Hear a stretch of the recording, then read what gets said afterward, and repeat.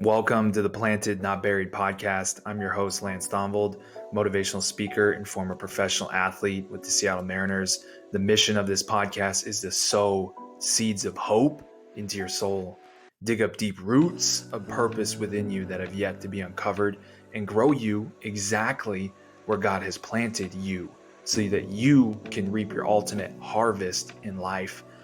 I will be your host throughout this podcast, and you can expect power-packed, spirit-led, short, motivational messages designed to pierce your heart and move you into immediate action. Whether you're at the gym, in the car, or anywhere in between, I know how busy your life is, and want to personally thank you for taking the time to listen. My message for you is this: you are here on this earth for a reason. You've been planted for a season, and it's time to grow into all you're supposed to become. Please partner with me in planting this message of hope all over the world. And it starts with sowing one seed, sowing one episode into somebody else's life that could change them forever. Not because of me and my power, but because of God and the words He is going to speak through me and the way He is going to use you to distribute this message. Here are a few ways that we can plant this message into other people. Number one, subscribe to the podcast. I'll be dropping frequent messages designed to uplift, encourage, and reshape the way that you think. Please leave a review. I'm always going for a 5-star rating. Number two, just share this podcast with somebody else. You're hearing this for a reason. Pour out this message to somebody else that needs it. Share it via text, or just simply take a screenshot and post it to your Instagram story and tag me, and I will always do my best to give you a shout out and a repost. You can tag me at LannyT42 on Instagram, and with your help, together we can keep plowing for a more purposeful tomorrow. And put your gloves on, folks, because we got root work to do. Welcome to the Planted Not Buried podcast. What's going on, my planted family? Man, we got some root work to do today. Like, this is the Start Here episode. This is episode number 1. I hope you caught the launch. If not, go back and get a taste for what this is all about. But this is where we're going to start. Like, this is it. It's called It's Planting Season. Okay, and we're going to go over the pillars of living a planted lifestyle. But for you guys to really, truly understand what that even means, like, I got to bring you a little bit further back. Like, I got to unveil the cover a little bit. Like, I got to take you back to Planted, Not Buried, and where that even began inside of my soul, where that even began inside of my heart. And it's, I promise you that it was for you. It was for you right now. The things that I went through, man, like, they were for you. Like you got to think about that. Like, really, there's things that you're going to go through in life that are hard on you, that cause pain in your life, that cause strife. And the purpose of you going through it is so that you make it through to the other side, so that you have a positive story to tell somebody else that might be going through the same thing. Oh man, like, there is so much going on in your life in the background that you can't see that is happening for you. Like God is moving when you don't know He's moving. Okay, so like, before I knew God was moving, before I knew Planted Not Buried was even going to come about, like, He was doing something in me. And this message really starts, you guys, when at my deepest, darkest time. So I had a good high school career. I got recruited to play, at the Division I level. I had a few different offers, a few different opportunities. I played baseball at the University of Minnesota. I ended up getting drafted and going to play on with the Seattle Mariners organization. And, things were going really good for me in 2015. I was a great relief pitcher that season. And then, man, everything took a turn in 2016. I showed up for spring training, and, I was 3 days away from breaking camp, 3 days away from like going to the minor league team that I wanted to be on. And I was so excited for that season. And then I came out 3 days before camp, and boom, I was pitching in the game, and then whack, I tore my elbow up. Bad. I remember walking into the trainer's room. I had to walk by my parents to get there, and I could remember seeing their faces just white as ghosts. And I knew this was bad. Like, there was a burning sensation. There was something really wrong going on in my elbow. Like, I had been hurt before, but never like this. Never like this. Never this type of pain, this type of hurt. And this is where it started. Like, God needed to lock me up in order to set me free.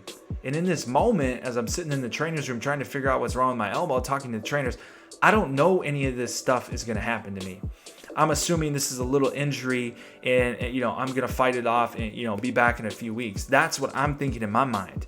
I'm like, there's no way God has brought me this far, taking me from high school, state championship, national championship, Division I pitcher, drafted, Seattle Mariners, on my way. There's no way he's taking me this far to break me down now. Like, there's no way, God. Like, there's no way this is going to happen. And I'm sitting there wondering what's going to happen to me. And I don't know. Like, I have no idea. For 3 months, it was doctor's visits, MRIs, x-rays, you name it, trying to figure out what's wrong with my elbow. Then I eventually needed Tommy John surgery. That's a surgery that's going to take at least 12 months to recover from. Like, that's going to take at least a year. It's like an ACL for a football player. And that is when this message really started. This is really when God got a hold of my heart. Like, this is really when I started to change. Like, I can remember going to the complex with my sling on, with my newly constructed elbow, and I can remember thinking, like, am I ever going to make it back? Am I ever going to be who I used to be? And I think at that time, I wanted so badly to go back to who I was before the injury. But God was so inclined for me to never go back to who I was. He was pouring into my life so that I would change and walk out of that Peoria sports complex somebody new, somebody unrecognizable, and somebody that I had never seen before or even thought or imagined myself as. Like, I'm speaking to somebody here. Like, God is trying to transform you, and you're still holding on to some sort of trophy. Like, you're still holding on to some sort of title, and all he's trying to do is transform you. Like, I was hanging on to this trophy that said professional athlete. I was hanging on to this title that said Seattle Mariners, and God was trying to rip that out of my heart and my soul. He was trying to rip these things out of me so that I could truly be surrendered and be transformed into the person he's truly called and made me to be. Like, let me unpack that. Like, you are so much more than the title or position that you have. Like, for so long I placed my identity in baseball, and that had actually withheld the promises of God on my life from me obtaining my ultimate purpose and calling and going to the places that he needed me to go. Like, I was holding myself back by being clung to this identity in baseball. Now, I was a professional, and there's some of you that are listening, like, you're really good at what you do, but you're holding on to a trophy and a title. And when God's trying to transform, like, I needed to be locked up in order to be set free. I had to go through that time in rehab where I thought I was rehabbing my elbow, where God was really rehabbing my heart. Like, I had to go through that time in order for him to have the time to transform me into a new identity, into a new person, into a new mindset. And it's going to take some time. Like, it is going to take some time. And I can remember 9 months in to my rehab, I'm with the Seattle Mariners. I'm coming back, going to Peoria Sports Complex every day. I'd met my wife, Kaylee, my girlfriend at the time. She was pouring into my soul. Like, man, she was an angel. She was a blessing. I'm going to have to do a whole episode on her and her faithfulness and just like who she is as a child of the one true King. Like, oh man, shout out to my wife, Kaylee. I love you, babe. But I'm going through this month 9. I can remember showing up to the complex. I'm starting to come back. I'm starting to throw again. I'm starting to get off the mound. And I go in for my first bullpen with changeups. So for those of you who don't know, it's, you use a different kind of hand motion when you throw the ball. Fastball, you're just flicking the wrist straight down. Change up, you're doing a little, you're distorting the ball a little bit. So this time I came in and boom, I'm throwing it, and then I get to the change ups and whack. I hear something, I feel something again in my elbow. Now we're 9 months in to my rehab, and here we go again. It's breakdown season. It's breakdown season. Like some of you are going through a season of your life where you feel like you're already in the burden and God is piling more and more onto you. Yeah, God is piling more and more onto you. That's what you feel right now. And what I need to tell you is he's pouring more onto you because he's trying to make you stronger. He's pouring more onto this turmoil, onto this life, onto your back because he needs you to be stronger. You're going to go places that other people can't go. You're going to have so much strength and perseverance and persistence that other people aren't going to have because they didn't get the poundage placed on their back like you have.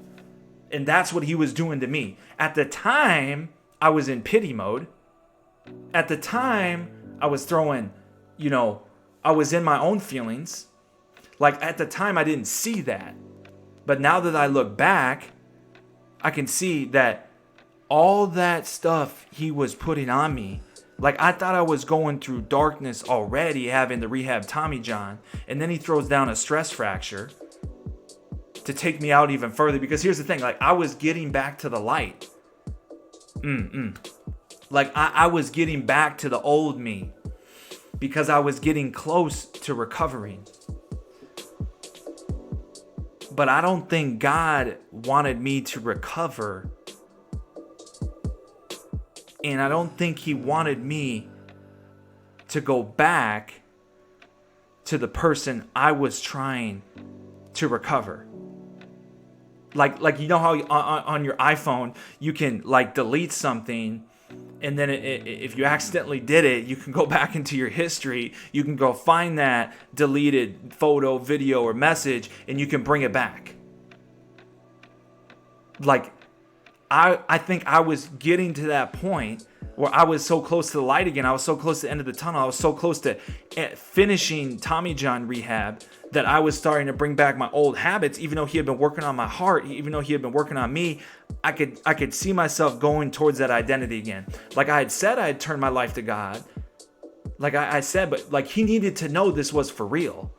God needed to know this was for real. And I think there might be something going on in your life, but he doesn't want you to recover it. He doesn't want you to go back into your history. He doesn't want you to go back into what he's been trying to delete. He can't give it to you too soon. God can't give it to you too soon. I was so close to getting it back. And if I would have got it back, I think I would have crumbled again. I think I would have gone back to my old ways. So month 9, stress fracture. Month 15, loose fragmented bone. Month 18, stem cell, PRP injections. I was walking through my deepest and darkest pain, and God was dumping. He was dumping more and more tragedy, more and more heartbreak onto my life. But that was what was needed and necessary for me to be transformed. And transformation is a never-ending thing because nobody's going to be as purpose as the one true king. Transformation it goes on. It never stops. It does not stop. And that's what happened to me. And this is where the message planted, not buried comes from. Because in that time, in that time of turmoil, in that time, God was planting me so deep. He was planting me so deep into the soil, so deep into the ground. And he was pulling out so many weeds of identity. He was pulling out so much selfishness. He was pulling up so much egotistical stuff. He was pulling out so many things that were going to hold me back from walking in my true purpose and calling when I got through my waiting season. And I know, like, we got to surrender to that. And at the time, I didn't know it. Like, I knew God was doing something, but he was doing something way bigger than I could even fathom. Like, the fact that I speak to thousands of students now at a time, the fact that I just got my first book published, You're Being Planted, Not Buried. Like, the fact that I pour into teams. Like, he uses that time to minister to other people's souls. Like, the fact that I get to go into public schools, the fact that I get to go into Christian schools now, it's unfathomable. Really, like, I can't even thank God enough for what he's done. Like, sometimes I can't even, it's hard to describe, like, what he did and what he's continuing to do. Like, I just want to live fully surrendered. Like, now I'm like, yeah, like, God, if this is what you have for me, if you needed me to go through some things, I know what's going to happen on the other side. Like, I know there's going to be a plentiful harvest on the other side of this pain. And that's what being planted is all about, and living a planted lifestyle. So it's planting season. There's 4 pillars. Number 1 is the promises of God. You got to hold on to them. And I call it the triple I, baby. The triple I. They're immeasurable. They're inherent. They're immeasurable. They're inherent. And I'm telling you, they're coming. They're coming for you. Like, you are immeasurable. You are inherent.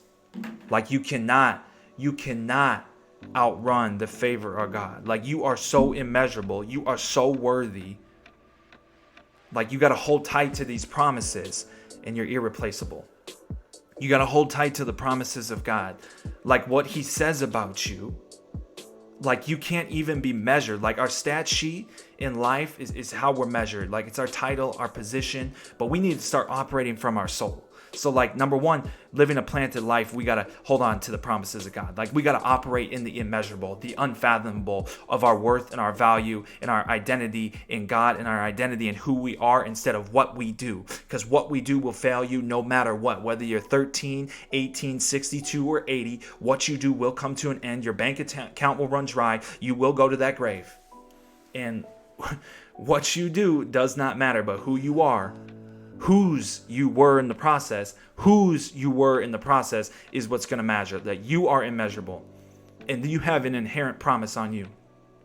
Like, there's an inherent promise on you right now. Like, I know you're being called for more than what you're doing.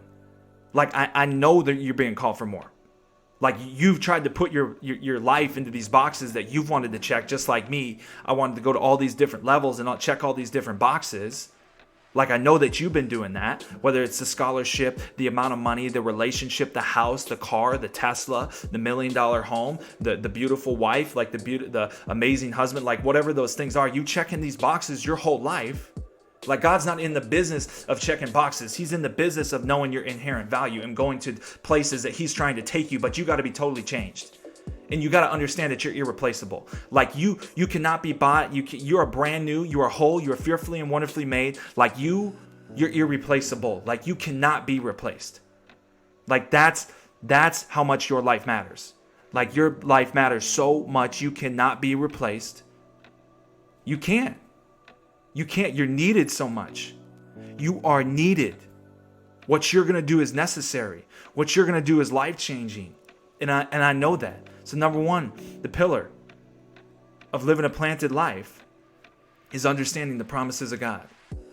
And number 2 is you've been planted for a higher purpose. Like, when I'm telling you, like, God was planting me so deep. Like, most people think when turmoil and trials come and burdens come in their life, they're being buried. Like, they're being forgotten. Like, God, why would you do this to me? God, why? Why would you make me go through this thing that I'm going through? That's what people think. And we start to blame God. We start to think like nobody cares about me, nobody loves me. That's like, it couldn't be further from the truth. Like, God loves you too much. Like, listen. God loves you too much to allow you to go through life without going through things that could help other people. God loves you too much to allow you to go through life without going through things that could help other people. Like, that's what you're being planted for. That's the season of being planted. Like, there's a reason and a season for everything that you're going through. And it's to build deep roots of purpose and uncover and unveil, like, inside this heart, deep inside your heart, there's something that's trying to get out. Like, there's something in your life, in your heart, that's trying to just come out. Like, it's like a bear that needs to be unleashed. Like, it's like a lion at the zoo. Like, it just wants to come out of that cage. And that's your deep roots of purpose and calling that you've been denying. And I know it. I know it. You're standing right now. Like, I know this is speaking to somebody. Like, you are in your current position because you're afraid of being the true you, of being the person that's actually deep down within you, that's been given a promise by God. Like, you're afraid to unveil it. You're afraid to unveil it. I've been there. I've held back my gifts. I've held back my talents. I do it all the time. I don't fully come out of, like, let this dog out. Like, I don't fully let the lion out of the cage. Like, I limit myself sometimes. I know you have too. Like, there's something that's been planted so deep that we gotta uproot. We gotta build these deep roots so that they can never come unhinged anymore. Like, so that they can never be taken out. Because when the storms come, what's going to matter is how deep your roots were. Like, were your roots deep enough to withstand the storms, to withstand the burdens, to withstand the baggage that God's going to pour on you so that you can get through it for others? That's what's going to matter. So the number 2 pillar is you're being planted to build deep, deep roots of purpose that can never be shaken, that can never be undone. No matter if your surface gets wiped out, no matter if your title gets wiped out, no matter if your position gets wiped out, no matter if you experience deaths in your family, no matter if you experience loss in and around you, you're being planted.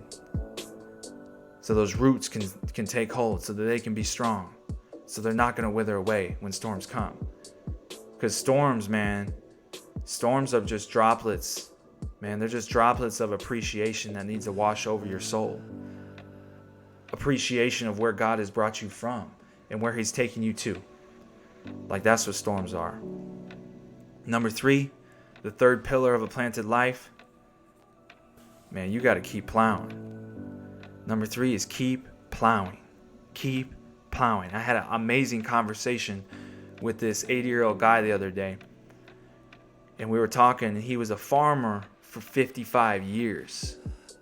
He was a farmer for 55 years. Like, that's not coincidence I ran into this guy. And I started just asking him about the process. And this thing struck me. Like, this was crazy. He was telling me the most important thing to do. And he was from Minnesota. That's where I'm from. He was saying the most important thing, Lance, is to plow. I go, when? He goes, before winter. I go, why would you plow before winter? Why would you prepare the fields before winter? Why would you prepare the fields before darkness, before the ground hardens, before the snow? Like, why would you plow then? Why would you go 6 to 12 inches beneath the surface and plow up that ground? Why would we prepare before the darkness comes? Like, most of us, we think that we're preparing for the harvest. But did you think that maybe you got to keep plowing so that you can prepare for the darkness to come in your life?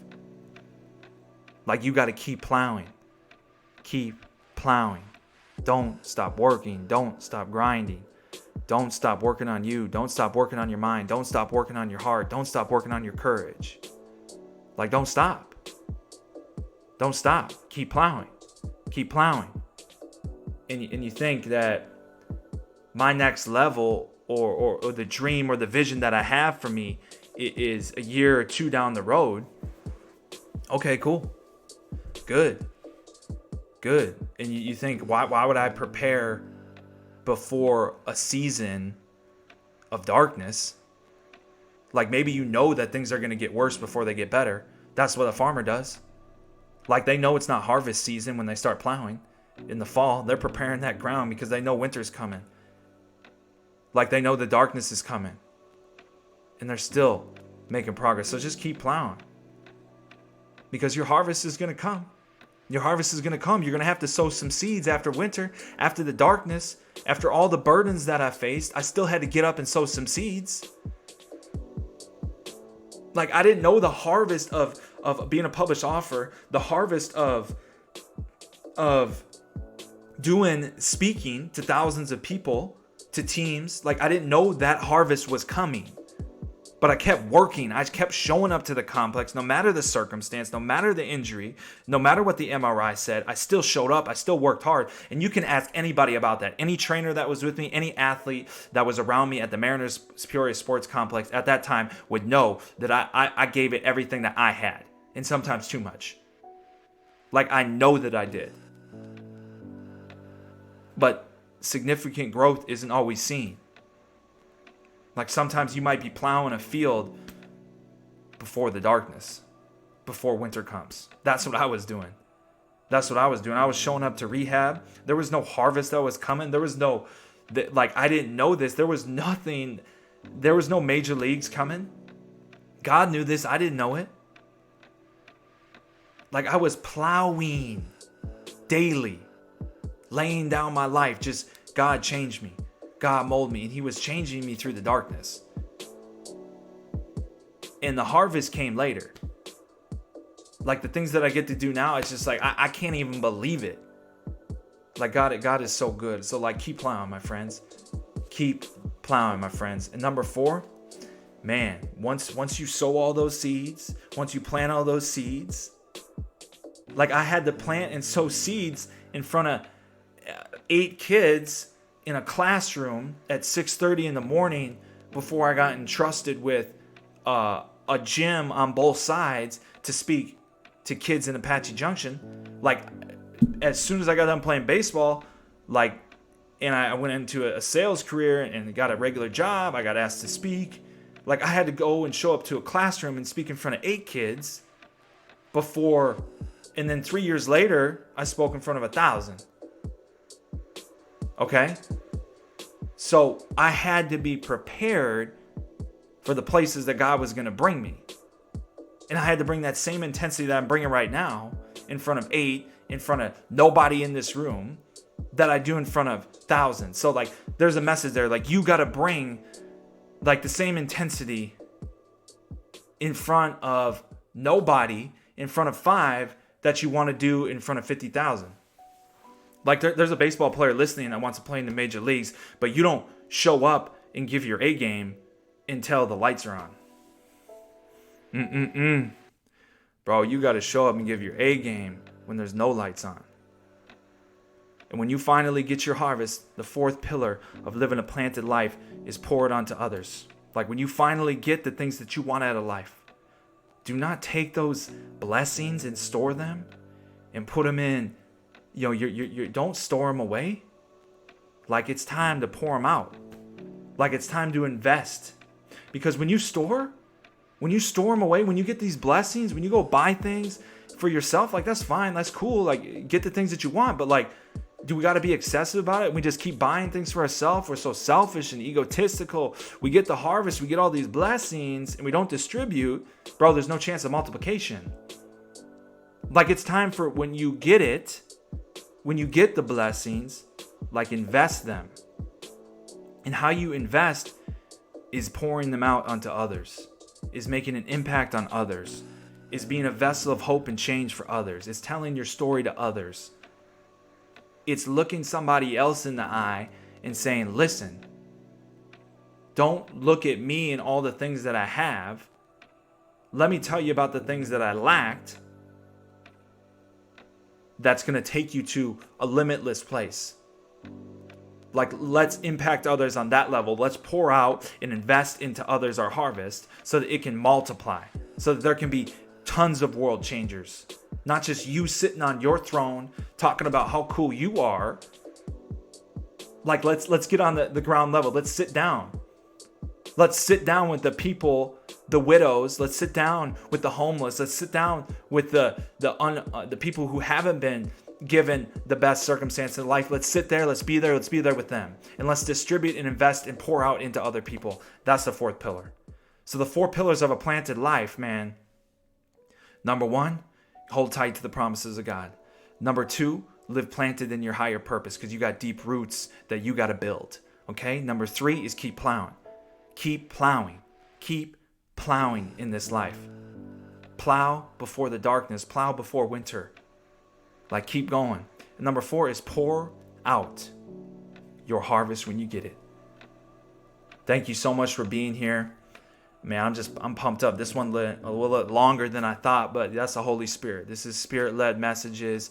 I'm just pumped up. I'm glad you guys are here. As always, put your gloves on, man, because we got root work to do. Stay tuned for the next episode. We'll see you next time on the Planted, Not Buried podcast. Peace.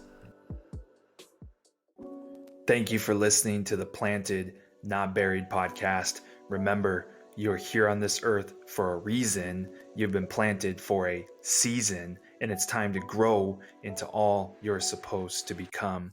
Please partner with me in planting this message of hope all over the world. It starts with just sowing one seed and sowing one episode into somebody else's life that could literally change them forever, not because of me and my power, but because of what God is going to speak through me and how he's going to use you to distribute his messages. And here's just a few ways that we can plant this message into other people. Number 1, just subscribe to the podcast. I'm going to be dropping frequent, power-packed messages designed to uplift, encourage, and reshape the way you think. Leave a 5-star review and just share this podcast with somebody else. You're hearing it for a reason. Pour it out to somebody else that you know that needs it. Pray about it, think about it, and share it with them via text, or just take a screenshot and post it to your Instagram or Facebook story. And I'll always do my best to give you a shout out or repost. And with your help, you guys, together, we can keep plowing for a more purposeful tomorrow.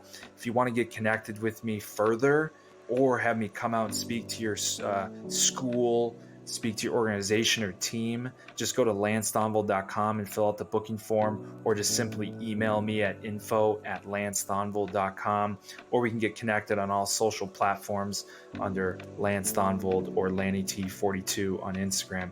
As always, guys, put your gloves on because we got root work to do. We will see you next time on the Planted, Not Buried podcast.